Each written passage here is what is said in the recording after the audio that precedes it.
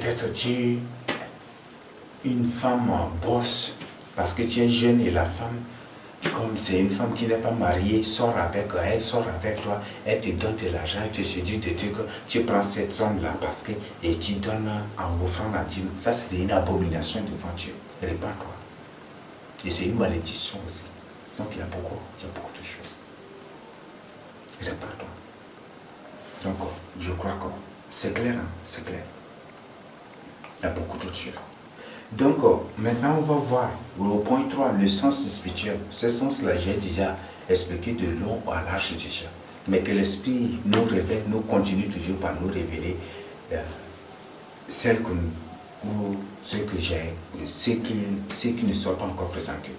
Au point A, l'Esprit, le Seigneur parle des sacrifices spirituels qu'on doit faire à Dieu à travers ou par nos biens.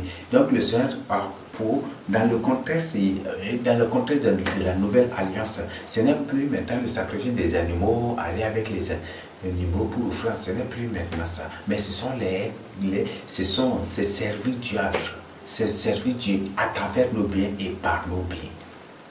C'est ça ce que Dieu veut dire. Alors, nous allons découvrir servir Dieu par nos dîmes. On a vu. Toute dîme provenant d'une source provenant d'une ressource ou d'un bien impur abominable, le Seigneur condamne. Le Seigneur condamne. Le Seigneur condamne. Peut-être tu as volé le terrain d'une personne, tu as vendu et tu prélèves la dîme pour donner à Dieu. Tu crois que ça c'est une dîme, c'est une malédiction. Et le Seigneur condamne cela. Peut-être tu es venu comme ça et puis tu es venu et puis comme ça tu as occupé le terrain d'une personne, tu as labouré et puis tu prélèves la dîme, les prémices, les dons de Dieu pour donner à Dieu. Tu crois que le Seigneur est dans ça? Non, ça c'est une malédiction. Le Seigneur ne se trouve pas dans cela. Donc il faut savoir ce qu'il faut. Il faut savoir, il faut vraiment agir en tant qu'enfant de Dieu. Les offrandes aussi. Les offrandes sont comme offrandes. Les dîmes ne sont pas obligatoirement de l'argent. Ce n'est pas obligatoirement de l'argent que tu dois donner en dîme. Non. Là, beaucoup de gens ne comprennent pas cela. Bon, c'est d'après aussi des faux enseignements que les soi-disant serviteurs de Dieu cupides leur ont donné. C'est ça le gros problème. Donc, parler de dîme, ce n'est pas absolument de l'argent. Parler des offrandes, ce n'est pas absolument de l'argent. Parler des dons, ce n'est pas absolument de l'argent. Parler des prémices, ce n'est pas absolument de l'argent.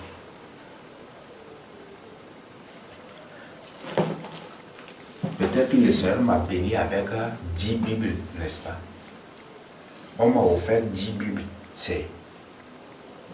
Je peux prendre une, je dis voilà, comme le Seigneur m'a béni avec 10 Bibles, je prends une pour donner en dîme à l'Éternel, pour que l'Église mette ou donne ça à une âme qui est dans le besoin. Et c'est aussi une dîme, n'est-ce pas? La dîme n'est pas absolument l'argent. Les gens, beaucoup, là c'est vraiment terrible, beaucoup de gens croient que c'est absolument l'argent là. Quand tu trouves l'argent, d'abord il faut donner en dîme. Mais les autres choses que tu trouves là, tu ne dois pas prélever la dîme. C'est une malcompréhension. Et si tu as reçu un tel enseignement, ce n'est même pas un enseignement qui vient de Dieu. Ce n'est même pas un enseignement qui vient de Dieu. Donc, il faut réfléchir. Peut-être tu es resté et le Seigneur t'a béni avec 10 bics. 10 bics, 10 stylos. 10 stylos. Amen. 10 stylos. Tu prends un, tu donnes en dîme aussi à Dieu. Et dans les 10 stylos, tu as donné un dîme, si réellement tu aimes le Seigneur, tu peux encore dans ça la prendre un, ou peut-être 2 ou 3 pour donner en offrande à Dieu aussi. Ou peut-être prendre 2 ou 3 pour donner aux serviteurs de Dieu. Et s'il faut faire ça, mettez Dieu à l'épreuve. Mettez Dieu à l'épreuve. Donc, c'est ce que vous devez comprendre. Les dons ne sont pas absolument l'argent, mais à travers beaucoup de choses. Peut-être tu as beaucoup de fauteuils à la maison, tu as beaucoup de chaises à la maison, mais tu peux ramasser quelques-unes pour donner un don, pour faire un don à Dieu. Ou pour donner une offrande à Dieu, c'est-à-dire qu'il faut. Donc ce n'est pas absolument l'argent, mais aussi les biens matériels, les biens matériels et d'autres si possible. Nous avons par exemple, nous avons aussi à servir Dieu à travers ou par nos prémices. Les prémices ce ne sont pas absolument l'argent, mais c'est aussi à travers. Les prémices, premièrement, d'abord, ce sont les fruits des choses, les fruits. Donc ça peut être l'argent, ça peut être le fruit des arbres que tu as plantés et qui ont produit premièrement. Ça peut être les fruits de ta récolte ou de tes récoltes, et fruit de ceci, fruit de cela. Ton enfant, ton premier-né mâle, ton premier-né fils doit être, c'est aussi des prémices devant Dieu. Tu dois l'offrir en prémices. Je crois que c'est clair. Les vœux, il y a des gens qui ne savent pas faire de vœux. Et il y a des gens qui font des vœux qui ne sont rien que des sacrifices des animaux chétifs et maigres, abominables et impurs devant Dieu. C'est cela. Et là, il faut que vous cessiez. Donc, il faut que vous voyez les bénédictions. Nos bénédictions. Dieu nous a bénis. Il y a beaucoup de choses par lesquelles le Seigneur est béni. Le Seigneur t'a béni avec beaucoup de choses. Il y a beaucoup de choses avec lesquelles le Seigneur t'a béni. Mais tu ne sais pas vraiment utiliser ça pour rendre des actions de grâce à Dieu, pour servir le Seigneur. Mets-toi aussi au service du Seigneur par tes biens.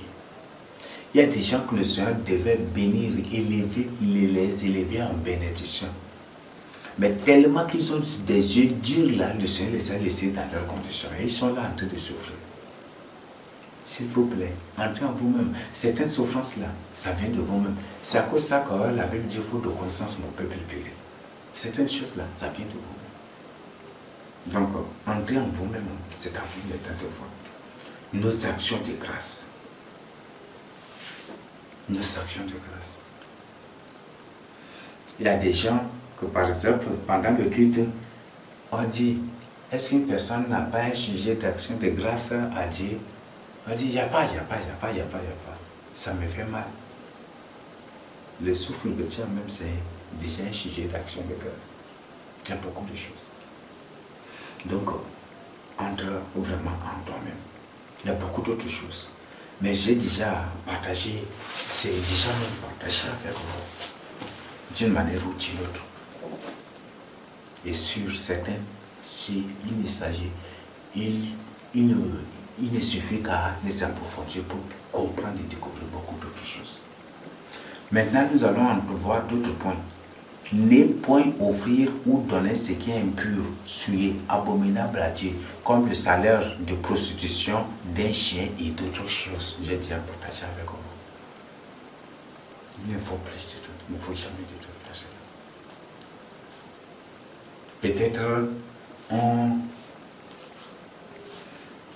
Peut-être tu travailles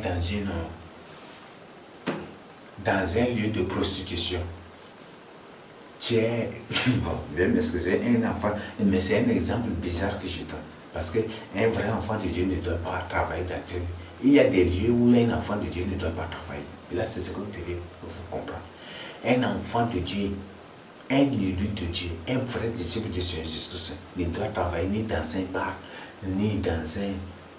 Les hôtels même, c'est vraiment difficile. Peut-être certains hôtels.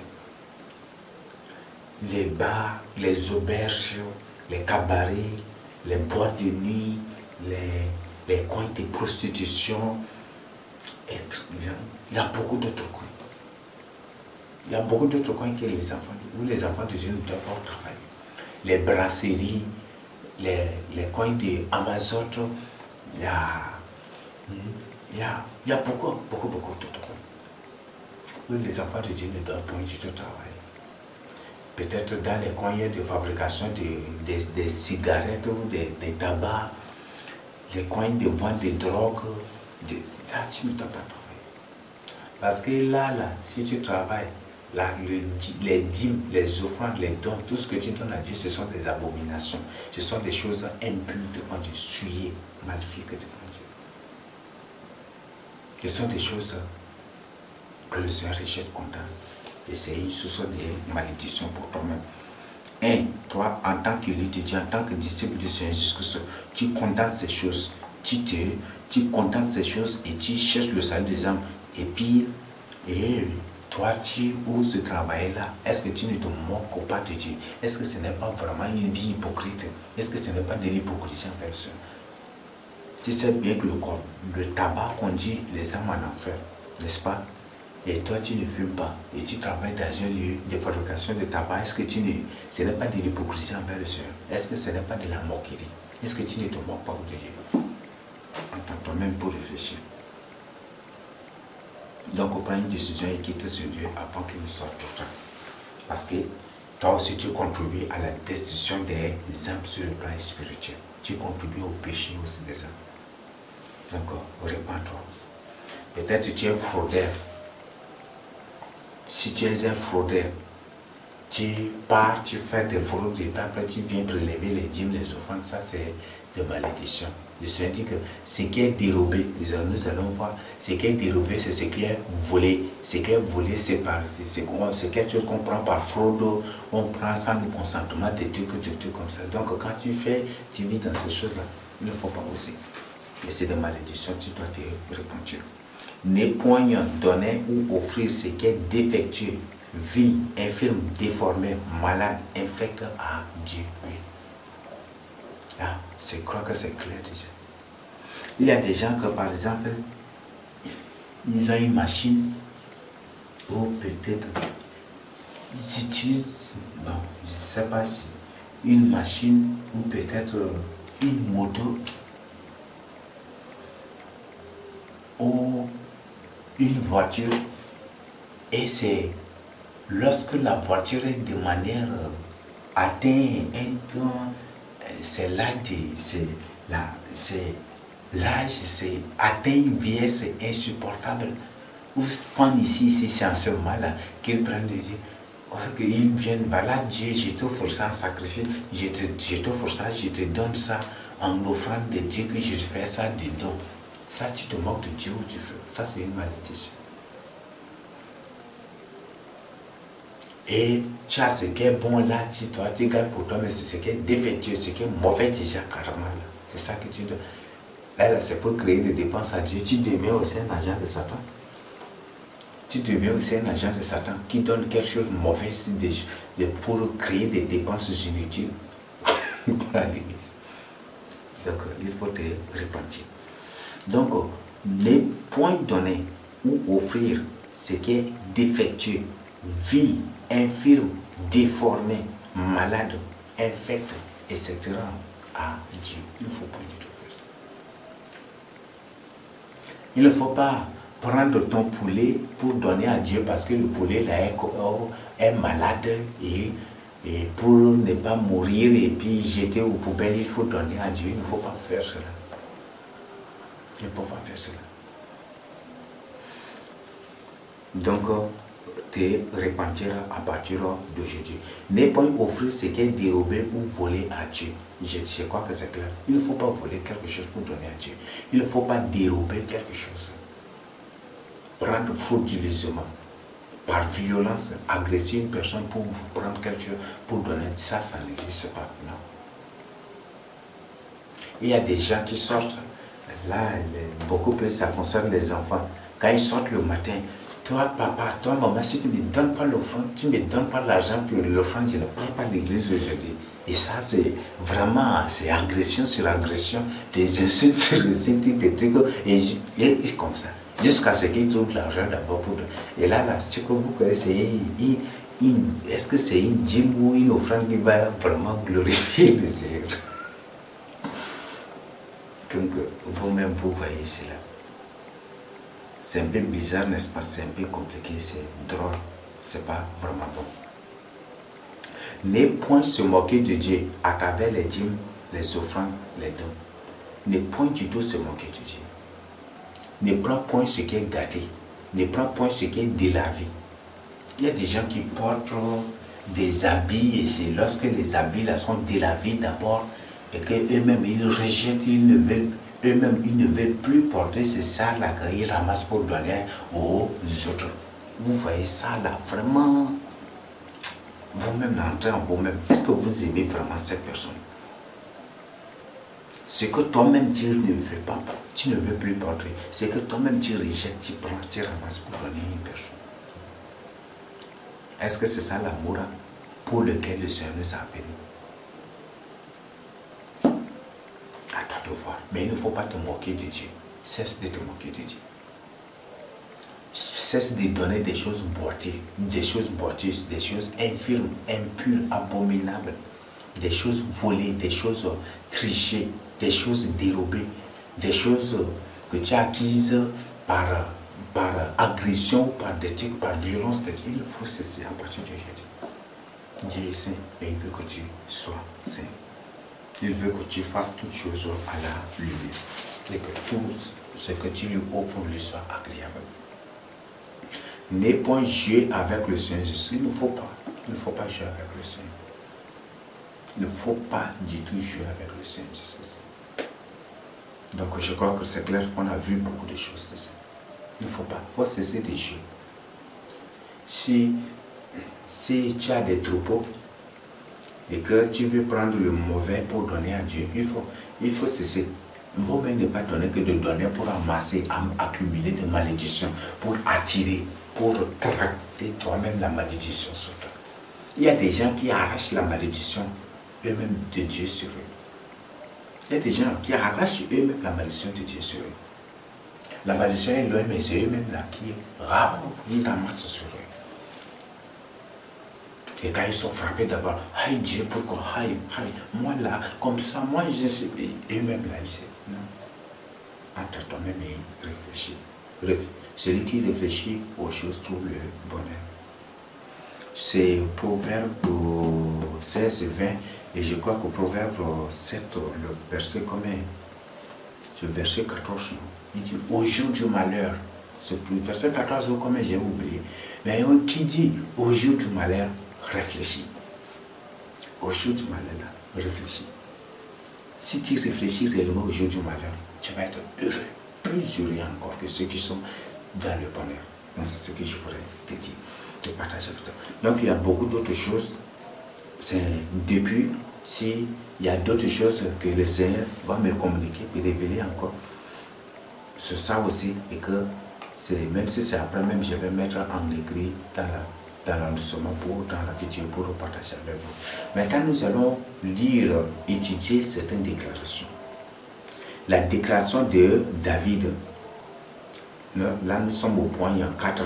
Déclaration de David. Si vous lisez 1 Chronique 21, du verset 18 à 30, je crois que là, ce niveau, c'est long. Selon ces 12 versets pratiquement. Donc, je ne vais pas dire, mais je vous donne juste. Dans 1 Chronique 21, David a ordonné le dénombrement pour connaître le nombre des gens qui sont prêts à apporter des armes pour la guerre. Joab l'a supplié, lui a fait comprendre la gravité de cela et cela vraiment c'est quelque chose d'abominable. En d'autres termes, c'est un ordre que Dieu condamne parce que Dieu a clairement dit que les enfants d'Israël ne doivent pas faire comme ça le dénombrement sans son ordre, sans son autorisation. À tout moment, les enfants d'Israël font le dénombrement, n'est-ce pas? Mais c'est sur l'ordre de Dieu. Mais si c'est eux-mêmes qui se lèvent comme ça pour faire le dénombrement, Dieu les frappe. Donc Dieu lui-même a donné l'ordre pour faire le dénombrement. J'ai dit Dieu. Dieu lui-même a donné des ordres aux enfants d'Israël pour faire le dénombrement. Mais s'il n'a pas donné l'ordre, personne ne se le fait. Donc, Dieu n'a pas donné l'ordre et David lui-même, il va s'élever. Moi, comme c'est un homme de guerre, il veut connaître le nombre des gens qui sont capables de l'accompagner à la guerre, d'aller en guerre avec lui. Quand il a donné cela, l'ordre, Joab, au moins s'était saisi de l'Esprit Saint, va utiliser de la sagesse pour faire comprendre que cet ordre qu'il a donné là, c'est un ordre abominable et qui va vraiment engendrer d'autres choses. Mais David n'a pas du tout voulu écouter. Et la Bible dit aussi que c'était Dieu dans 2 Rois. Il y a là, ce chapitre-là, c'est 2 Rois, il y a 2 Rois aussi qui parlent de cela, ou c'est 2 Samuel, je ne sais pas, et il y a un Chronique. Je vous le dis, il y a des gens, hein, c'est 2 Rois, combien? Est-ce que c'est utile même en dire? Il y a des gens qui disent que la Bible se contredit, et ils se basent sur ça, hein, mais ce sont des gens ignorants et malades à faire. C'est tout à fait normal qu'ils tiennent de tels propos. Il y a 2 Rois où c'est 1 Samuel, j'ai oublié.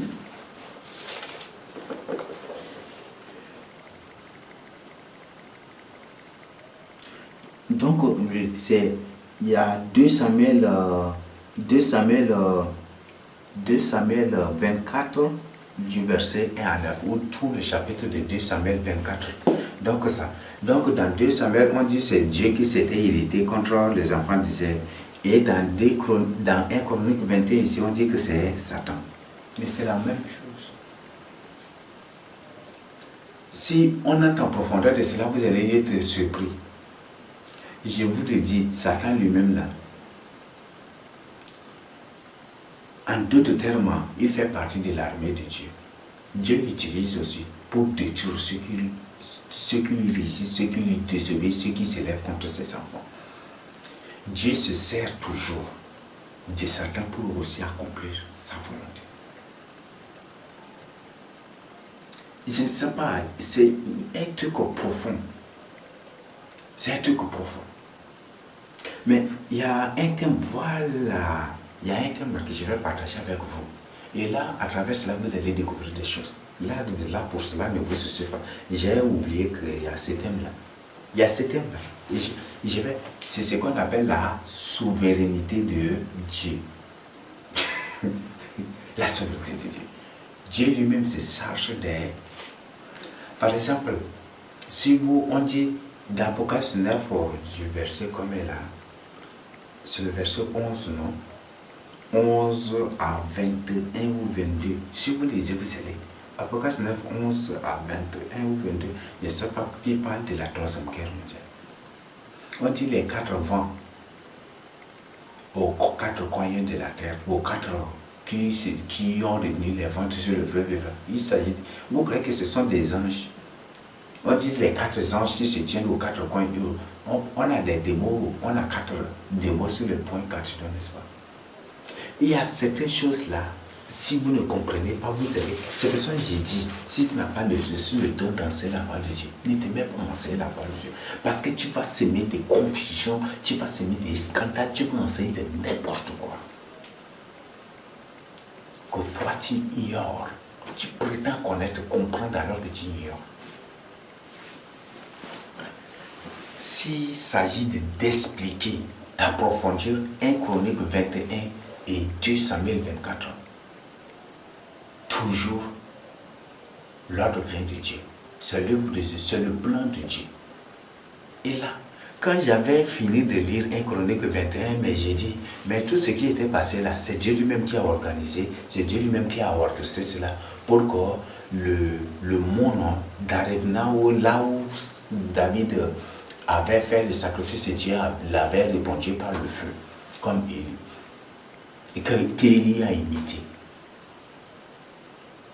Et c'était le plan de Dieu comme ça pour que cette montagne, ce lieu-là, soit acheté par David pour que sa mission soit bâtie là. C'est juste un plan de Dieu.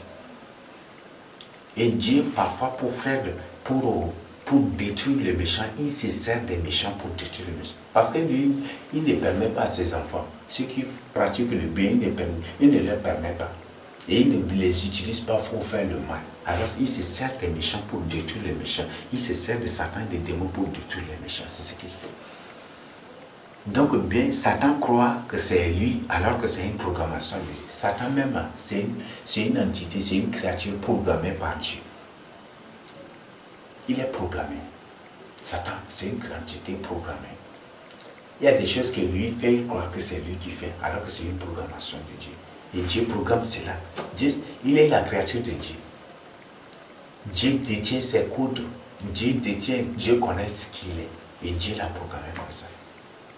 Et il fait des choses qu'il croit que c'est lui qui fait, alors que c'est lui-même, il est victime d'une programmation, d'une volonté extrêmement, je ne sais pas, l'adjectif me manque, extrêmement, remarquablement, insondablement divine, suprême. Et lui ne sait pas. Et il croit que c'est lui, alors que c'est Dieu. Si l'Esprit me permet pour vous présenter les raisons de la permission de l'ordre mondial. Pourquoi Dieu permet l'ordre mondial? Si je me mets, si le Seigneur permet que je vous présente là, vous allez être surpris. Et c'est la programmation, c'est la volonté de Dieu. Dieu ordonne, décide que cela soit. Mais heureusement pour vous qui doutez, qui vous endurcissez, vous là, qui allez rater l'enlèvement, vous-même, quand vous serez dans l'ordre mondial, vous-même, vous allez découvrir les raisons.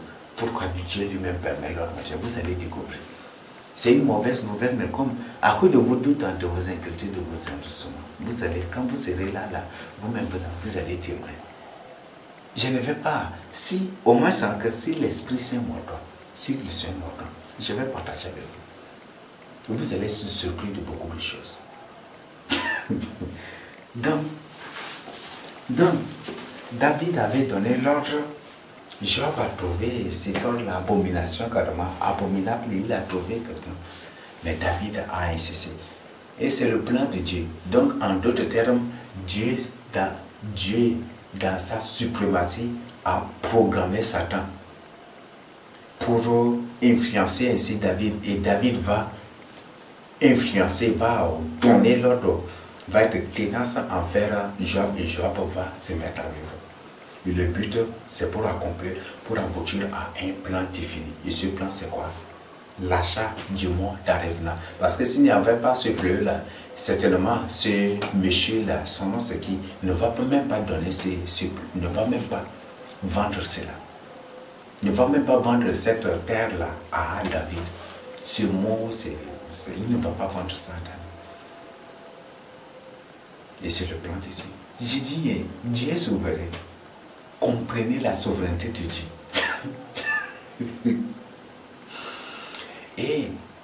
Et certainement, tous ceux qui étaient morts, la Bible a dit que c'est 70 000 personnes, ou c'est 7 000, j'ai oublié. Et tous ceux qui étaient morts par la peste, non, Dieu les a frappés de peste par. Tous ceux qui étaient morts là, c'est ceux qui ne vivent pas dans la crainte de Dieu.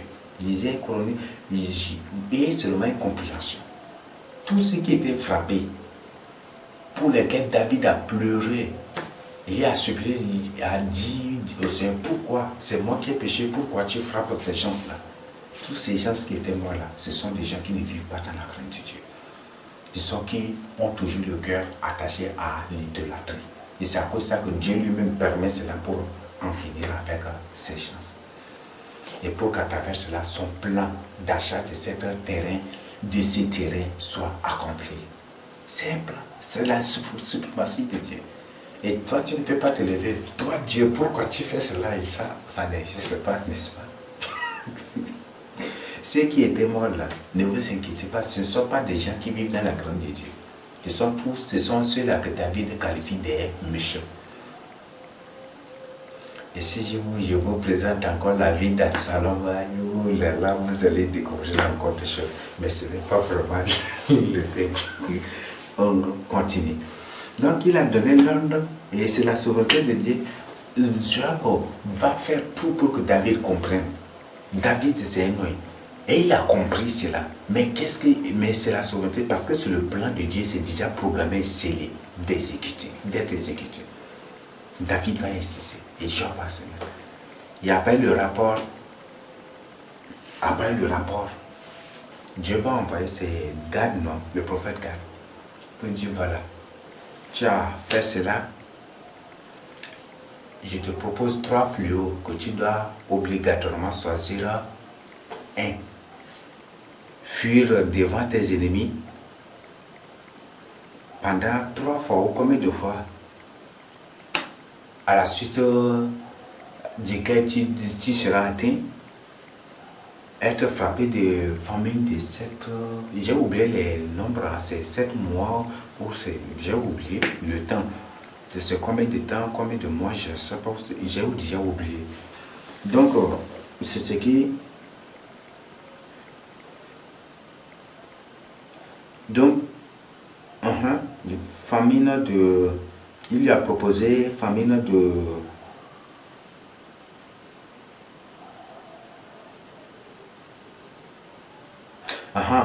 Donc, fuir devant l'ennemi à la suite duquel il sera atteint, ou soit qu'il accepte famine de 3 ans, ou soit qu'il accepte la peste, la terreur de la peste. David va réfléchir, quand fuir devant les ennemis et être atteint, ça va être une honte pour l'Éternel, une honte pour le peuple d'Israël, une humiliation, ça va être une source de colonisation d'Israël par les autres nations. Il a vu ça d'écouter, il a réfléchi très loin sur ça, et ça va, et lui, ça ne va pas vraiment l'aider. Et ça va être une source de décision carrément, ça va être il y a une décision carrément. Il a laissé 3 ans de famine, ça c'est vraiment, vous-même là, vous avez vu, famine de quelques mois seulement, les gens pleuraient, confinement seulement, de 3 jours, les gens pleuraient comme ça. Les gens se sont déversés sur les poubelles pour vous voyez, ça c'est 3 jours seulement. Pour David, c'est 3 ans. Ça, vous croyez qu'ils vont s'en sortir. David a réfléchi, dit non, ça c'est vraiment faux, personne ne va supporter cela. Il a étudié en profondeur, il a trouvé que non, personne ne peut supporter cela.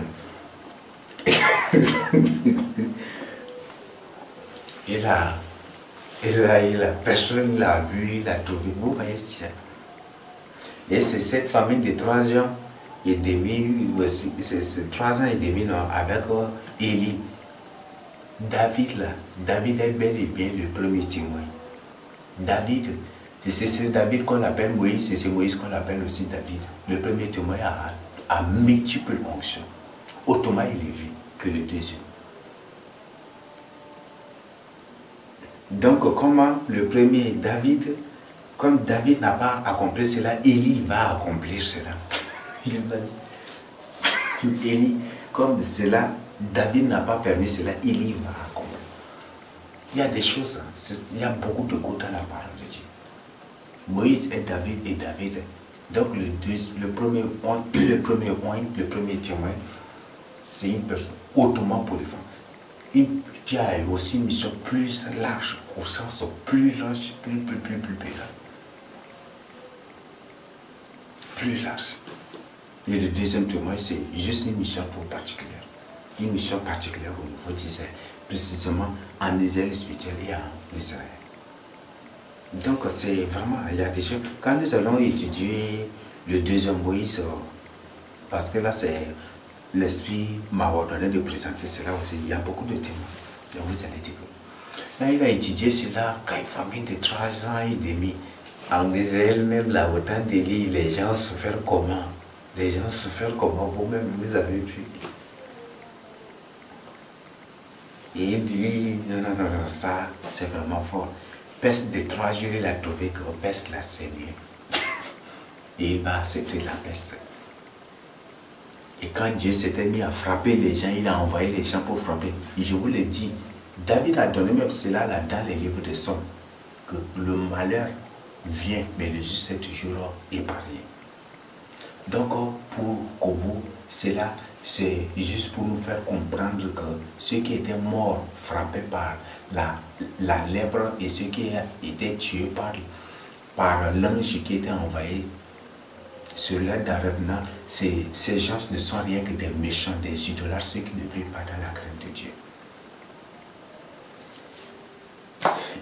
Et après cela, quand David a vu cela, il était terrifié, c'était vraiment fort pour lui. Et il s'était positionné, il s'était allumé, il s'était incliné, il a prié Dieu, il a supplié Dieu. Et Dieu va lui demander d'aller sur l'air dans pour payer l'air. Vous voyez, c'est la souveraineté, c'est le plan de Dieu. Si ce n'est pas un sage, tu ne vas rien du tout comprendre. Mais c'est la souveraineté de Dieu. Dieu programme ainsi, Dieu fait ainsi toutes choses. Et David va partir. Quand il arrive, c'est ce qui vraiment m'intéresse. Et le verset, ce qui m'intéresse vraiment. Donc, qu'est-ce qui s'était passé? Tout de même, après, je vais vous lire ces parties. Vous allez découvrir à partir du verset 20 à 26. À partir du verset 20 à 26, après nous allons lire cela. Donc, quand il était arrivé, le monsieur voulait lui donner le terrain là, gratuitement, ses bœufs gratuitement, ses chars. Les chars, c'est fait en bois, non? Donc pour que ces bois soient utilisés pour le sacrifice aussi gratuitement. Et il a fait, c'était de tout son cœur, ce n'est pas du tout d'un air hypocrite, comme ceux du temps d'Abraham avaient fait lorsque Sarah était morte. Non? Sarah était morte. Donc le méchant a fait de tout son cœur, par la grâce de Dieu aussi, parce qu'il voit, lui-même quand il a vu l'ange là, il a vu que c'est aussi un moyen de se sauver, de sauver sa fille, de sauver ses enfants. Donc il a fait de tout son cœur, il a donné ça là gratuitement. Il voulait donner ça gratuitement à David. Donc pour qu'à travers ce sacrifice-là, que lui et ses enfants soient sauvés. Et c'est seul aussi, par ce sacrifice, à travers ce sacrifice, qu'il s'est délivré. Le méchant lui-même, il a vu l'ange de ses propres yeux, de même que ses enfants, ils ont pris fuite pour se cacher. Et quand lorsqu'ils ont vu David d'abord, ils étaient sortis. L'ange, et David a vu, il dit non, je vais te payer ton truc. Je n'offre point à Dieu un sacrifice qui ne me coûte rien. Ça, si c'est nous aujourd'hui, il y a des gens comme ça aussi, non? Il y a des gens comme ça aussi. Ils ont de l'argent, mais quand, en venant à l'église, on dit, prends ça là pour le donner à Dieu, ou pour donner une offrande à Dieu de trucs. Tellement qu'ils ont des yeux durs, ils prennent. Au lieu de dire, moi j'ai ma dîme, j'ai mon offrande déjà ici, mettons ici, pour donner à Dieu, pour être béni moi-même là, ils reviennent. Comme pour eux, ils ont un cœur, ils veulent faire d'autres choses avec, ils prennent pour l'autre là, ils partent donner. Et c'est celui-là qui sera béni, mais eux là, ils restent dans leur état. Et peut-être même là, ils aggravent leur état encore. David dit, moi, je ne prendrai rien de ta part. Je n'offre point du tout en sacrifice à l'Éternel un truc. Je n'offre en sacrifice rien de ce qui ne m'écoute rien du tout. Et David va lui peser l'argent au-delà du montant normal qu'il doit lui donner. C'est le roi. Et là, il a imposé là. David avait arrangé les bois, il a coupé les animaux, il a arrangé des trucs, tout. Il a prié. Et comment Dieu l'a répondu? Dieu l'a répondu par le feu. Qu'est-ce que vous comprenez? C'est ce même miracle que Élie a fait aussi. Est-ce que ce n'est pas une confirmation que Moïse, qui a appelé aussi David, est bel et bien le premier témoin?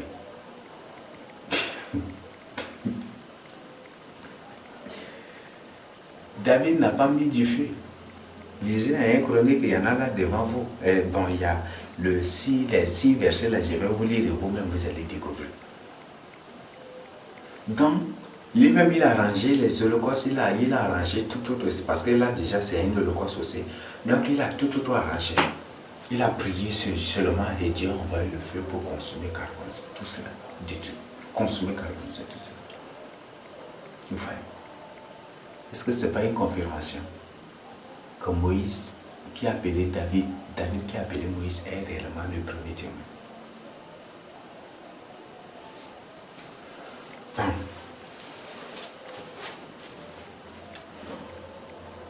vous de croire, vous de rejeter. Mais la vérité, Dieu a partagé avec vous. Ce sont des choses révélées, extrêmement révélées. Ce sont des codes partagés avec vous. Si tu veux comprendre des témoins dans des contextes selon tes imaginations, tu ne vas rien comprendre. Et la parole de Dieu, c'est un coude, c'est un ensemble de coudes. Et il ne faut pas tâtonner dans la parole de Dieu. On dit, à mon avis, selon mon opinion, selon ma thèse, selon ma compréhension, selon ceci, selon cela, selon ça, ce n'est plus la parole de Dieu. Paul a bien dit dans 2 Corinthiens, combien il dit la parole de Dieu, c'est le oui, oui. Il n'y a pas, c'est l'affirmation, c'est une confirmation, c'est l'affirmation, c'est une déclaration venant directement de Dieu. À mon avis, les 2 témoins là, seraient, à mon avis, les seraient, à mon avis, ça va être, selon mon opinion, est-ce que ton opinion est là, est-ce que ton opinion est la parole de Dieu? Est-ce que ton opinion est la parole? Bon, il y a des choses, quand je vois, ça fait trembler. Pourquoi tu es spirituel, quand tu écoutes de telles choses, ça te fait trembler. Et aujourd'hui, tout le monde veut se faire prédicateur pour être vu. Tout le monde veut se faire enseignant la parole de Dieu pour être vu. Faites vraiment attention. Tu ris, mais tu vas le regretter. Même si tu es agent de Satan, même si les démons regrettent, les démons qui sont envoyés au nom de Jésus-Christ, je te donne un abîme, quand ils descendent en abîme, ils regrettent, ils sont vraiment, vous croyez, combien de fois toi, tu ça, ris bien. Mais ce n'est pas encore trop tard, le Seigneur Jésus-Christ t'aime et il veut que tu sois sauvé. Il ne t'a pas créé pour l'enfer. Quels que soient les dégâts que tu as commis, quels que soient les scandales sémés, quels que soient les âmes, les hommes, les gens que tu as tués, il est prêt à te pardonner. Il est prêt à te pardonner. Il ne va jamais du tout te rejeter. Donne-lui seulement ta vie. Dis-lui, j'ai péché, j'ai commis tel. Il est prêt à te pardonner. Il va te pardonner. Et dès le jour où tu prends déjà la décision de venir à lui pour lui tout avouer, pour lui tout confier, pour lui confesser ta sorcellerie, ton occultisme, pour lui confesser, pour lui révéler toutes choses, il t'a déjà pardonné. Prends une décision pour nous saluer. Donc, c'est ce que je voulais et c'est ce que tu as fait.